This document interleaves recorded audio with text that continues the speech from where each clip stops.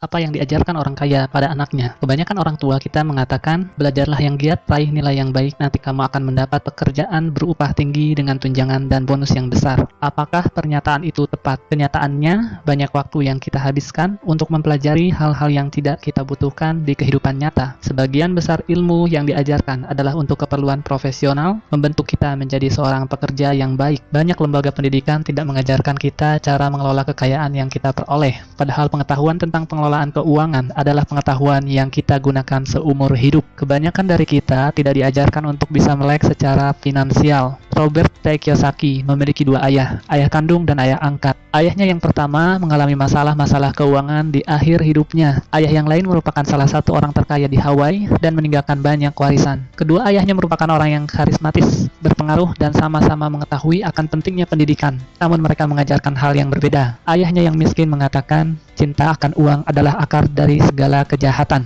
Ayahnya yang kaya mengatakan, kekurangan uang adalah akar segala kejahatan. Ayahnya yang miskin mengajari agar menjadi seorang yang pandai dan cerdik sehingga nantinya bisa bekerja di perusahaan besar. Ayahnya yang kaya mengajari agar memiliki perusahaan dan mempekerjakan orang yang pandai dan cerdik. Ayah yang miskin menyuruh untuk menabung. Ayah yang kaya menyuruh untuk berinvestasi. Saat kondisi sulit, ayahnya yang miskin mengatakan, saya tidak mampu mencapainya. Ayah yang kaya mengatakan, bagaimana agar saya mampu mencapainya? Ayah yang miskin mengajarkan kita agar bekerja untuk uang. Ayah yang kaya mengajari bahwa uanglah yang harusnya bekerja untuk kita.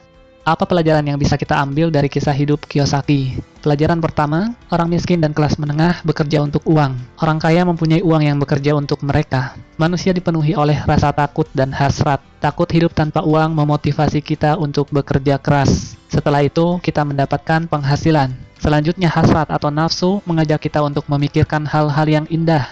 Handphone baru, televisi baru, kendaraan baru, liburan, bioskop, dan lainnya. Semakin besar pendapatan, maka semakin mewah keinginan seseorang dan semakin besar juga pengeluarannya. Ketakutan dan hasrat ini berlangsung terus hingga yang tersisa adalah tagihan cicilan dan berbagai hutang. Inilah yang disebut dengan rat race. Pelajaran kedua, keluarlah dari rat race dengan membuat diri Anda melek secara finansial. Misalkan Anda memiliki gaji 10 juta per bulan, namun pengeluaran Anda 9 juta per bulan. Maka yang bisa Anda sisihkan sebenarnya hanya 1 juta per bulan. Jika Anda seorang pekerja, maka Anda akan banyak sekali membayar pajak. Sebelum memperoleh gaji, Anda membayar pajak. Saat berbelanja, Anda membayar pajak. Saat menabung, Anda membayar pajak. Bahkan sampai Anda meninggal pun, maka Anda tetap harus membayar hutang pajak Anda. Yang akan menjadi masalah nantinya adalah bukan seberapa banyak uang yang bisa diperoleh, namun seberapa banyak yang bisa disisihkan. Bagaimana agar Anda bisa melek secara finansial?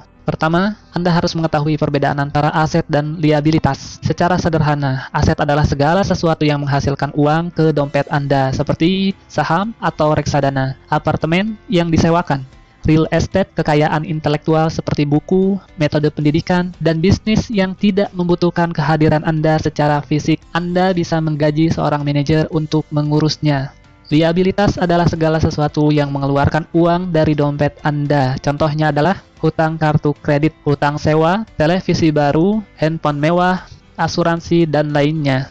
Orang miskin memiliki pengeluaran harian yang tinggi. Kelas menengah membeli liabilitas yang mereka pikir adalah aset, dan orang kaya membangun kumpulan aset yang kuat untuk menghasilkan pendapatan. Kelas menengah mendapati dirinya berada pada pergulatan keuangan yang terus-menerus. Pendapatan utama mereka adalah gaji. Semakin tinggi gajinya, maka semakin keras mereka bekerja dan pajaknya pun semakin tinggi. Pengeluaran juga meningkat seiring peningkatan gaji, sehingga istilah rat race menjadi cocok untuk mereka. Bukannya berinvestasi di aset sesungguhnya, kelas menengah malah memperlakukan rumah mereka sebagai aset utama. Orang kaya semakin kaya karena mereka terus mengumpulkan aset dan berinvestasi untuk menghasilkan pemasukan yang akan melebihi pengeluaran mereka sendiri. Lalu kenapa rumah bisa bukan merupakan aset, namun liabilitas? Orang bekerja dalam waktu yang panjang untuk membayar kredit rumah. Orang juga membayar untuk pajak rumah, pengeluaran untuk perawatan rumah, dan biaya lingkungan, telepon, listrik, PAM. Ditambah lagi, nilai bangunan rumah itu sendiri bisa terdepresiasi atau menurun dari waktu ke waktu. Anda akan banyak mengeluarkan uang untuk membayar cicilan dan perawatan rumah. Nasihat ayah kaya, bila Anda ingin membeli rumah, pertama kali Anda mesti mempunyai arus kas dari aset Anda. Aset ini yang akan menghasilkan uang dan kemudian digunakan untuk membayar rumah yang Anda beli. Konsentrasikan usaha Anda untuk membeli aset-aset yang menghasilkan dan upayakan untuk menjaga liabilitas dan pengeluaran di tingkat yang serendah mungkin. Pelajaran ketiga, mulailah mengelola bisnis Anda sendiri. Anda bisa tetap bekerja di pekerjaan Anda sekarang, tapi mulailah berpikir untuk memiliki bisnis sendiri. Kiyosaki menjual mesin fotokopi dan mendapatkan pemasukan berdasarkan komisi dari perusahaan Xerox. Dengan penghasilannya ini, dia membeli real estate dan dalam waktu 3 tahun, real estate-nya sudah menghasilkan pemasukan yang jauh lebih besar dari gaji yang diterima dari Xerox. Dia tahu bahwa untuk keluar dari rat race dengan cepat, dia harus bekerja lebih keras dengan menjual mesin fotokopi lebih banyak lagi dan mulai membangun bisnisnya sendiri. Jangan membelanjakan semua gaji yang Anda dapat. Bangunlah portfolio aset. Saat aset Anda sudah menghasilkan pendapatan yang cukup, maka Anda boleh membelanjakannya. Kiyosaki kemudian keluar dari tempat kerjanya dan membangun bisnisnya sendiri secara penuh waktu. Pelajaran keempat, bayarlah diri Anda terlebih dahulu. Pajak pendapatan telah diterapkan kepada penduduk di Inggris sejak tahun 1874. Di Amerika Serikat sendiri baru diperkenalkan pada tahun 1913. Saat ini pajak yang direncanakan hanya untuk orang-orang kaya, peleset, sehingga kelas menengah dan orang miskin juga ikut terkena pajak. Kenyataannya, orang kaya selalu mempunyai cara untuk melindungi diri dari pajak yang tinggi, yaitu dengan membuat perusahaan. Perusahaan bukanlah selalu berupa fisik gedung dengan nama perusahaan dan logo yang terpampang di luarnya. Perusahaan adalah dokumen yang berada di lemari pengacara atau notaris yang sah secara hukum. Perusahaan menawarkan keuntungan pajak dan perlindungan dari jeratan hukum.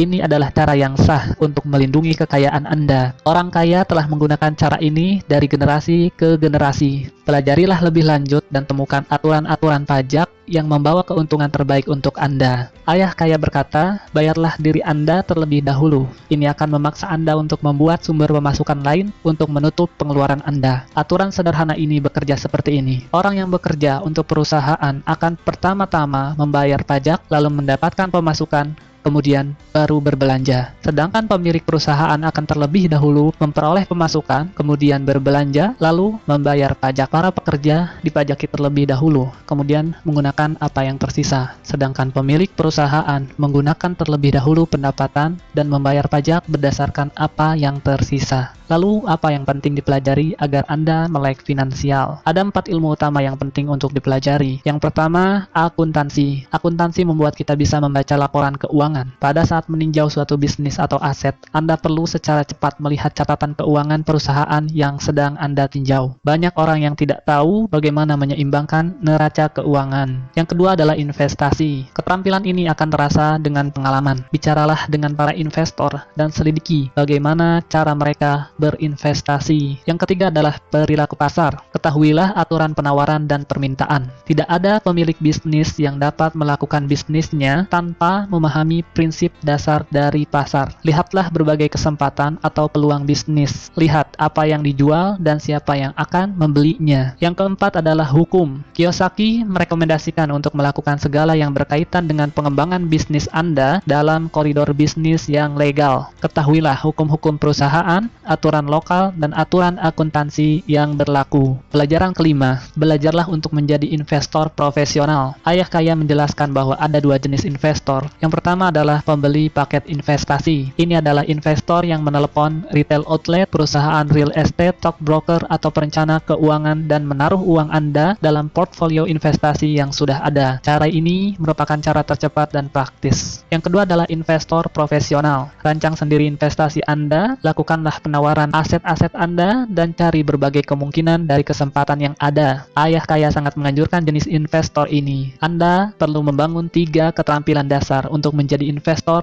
jenis ini. Yang pertama adalah identifikasi kesempatan atau peluang yang dilewatkan oleh orang lain. Yang kedua, belajar bagaimana mengumpulkan uang atau modal. Yang ketiga, belajarlah mengelola orang-orang pandai di sekitar Anda. Belajar untuk mengidentifikasi hal yang menguntungkan Anda, namun masih tersembunyi dalam negosiasi bisnis. Contohnya, bisnis yang sebenarnya dari McDonald bukanlah hamburger yang dijual, namun real estate yang nyaris gratis di bawah gedung franchise McDonald itu sendiri. Di setiap persimpangan yang ramai dalam kota di seluruh dunia, itulah kekayaan sebenarnya dari para pemilik franchise McDonald. Yang perlu diingat adalah, dalam setiap investasi, selalu akan ada resiko. Anda harus belajar bagaimana caranya mengelola resiko tersebut, dan bukan malah menghindarinya. Pelajaran keenam, bekerjalah untuk belajar, bukan untuk uang. Setelah lulus, Kiyosaki memutuskan untuk bergabung dengan Angkatan Udara. Dia belajar terbang dan dia menyukainya. Dia juga belajar memimpin pasukan, yang merupakan bagian terpenting dari pelatihan kepemimpinan. Selanjutnya dia bergabung dengan Xerox, dan dia belajar untuk menghalau ketakutannya akan penolakan. Keharusan mengetuk pintu orang dan menjual mesin fotokopi membuatnya takut. Tak lama berselang, dia sudah menjadi salah satu dari 5 orang salesman terbaik di perusahaan itu. Beberapa tahun kemudian, dia adalah yang nomor 1. Setelah belajar menaklukkan rasa malu dan takut akan penolakan, dan menjadi nomor 1, dia keluar untuk mulai membangun kerajaan bisnisnya sendiri. Pelajari berbagai keterampilan menjadi seorang public relations, marketing, advertising. Ambillah pekerjaan sambilan dengan tujuan untuk belajar lebih jauh lagi, bukan untuk uang. Dalam sistem pendidikan kita, sekolah mengajarkan orang menjadi seorang profesional. Profesional akan menjadi seorang spesialis hingga mereka tak mampu bekerja di luar bidangnya dan membutuhkan serikat pekerja untuk melindungi posisi atau pekerjaan mereka. Ingatlah, Anda bisa menjadi seorang profesional, katakanlah belajar menjadi seorang pilot jika ingin belajar terbang. Namun, pada saat yang sama, mulailah berpikir untuk mengembangkan bisnis Anda sendiri. Orang kaya mendidik anaknya berbagai hal yang berkaitan dengan bisnis itu sendiri. Mereka memindahkannya dari departemen yang satu ke departemen yang lainnya, hingga ia dapat belajar tentang keterkaitan antar departemen yang ada. Spesialisasi bukanlah yang terpenting di sini, namun mengambil pelajaran di semua departemen sangatlah penting untuk modal melihat suatu bisnis secara keseluruhan. Ada 3 keterampilan manajemen yang utama. Yang pertama adalah manajemen arus kas, kedua adalah manajemen sistem, ketiga adalah manajemen sumber daya manusia. Jadi, apa saja yang kita pelajari? Yang pertama, orang miskin dan kelas menengah bekerja untuk uang. Orang kaya mempunyai uang yang bekerja untuk mereka. Yang kedua, keluarlah dari rat race dengan membuat diri Anda melek secara finansial. Yang ketiga, mulailah mengelola bisnis Anda sendiri. Yang keempat, bayarlah diri Anda terlebih dahulu. Yang kelima, belajarlah untuk menjadi investor profesional. Yang keenam, bekerjalah untuk belajar, bukan untuk uang. Ingatlah, pekerjaan adalah solusi jangka pendek untuk masalah keuangan jangka panjang Anda. Atasi hambatan Anda dan mulailah bertindak sekarang. Kenapa harus memanjat tangga karir di perusahaan bila Anda bisa memiliki tangganya sekalian? Diringkas dari buku Rich Dad Poor Dad, Robert T. Kiyosaki.